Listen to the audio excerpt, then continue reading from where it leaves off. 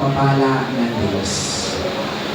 Ang Diyos na tumubos at tumugkop sa inyo, pakundangan sa pagkabuhay ni Jesucristo ay siya nawang magpahala sa inyo ng kaligayahan magpasa walang hanggan. Amen. Kayong pinagkalooban ng manlubos na walang maliw na kalayaan ay pagkang ginawa niya ng kanyang pamanang buhay na walang hanggan. Amen. Dahil kayo ay kaisa niyang bumangon mula sa kamatayan, pakundangan sa pananampalataya at binyag.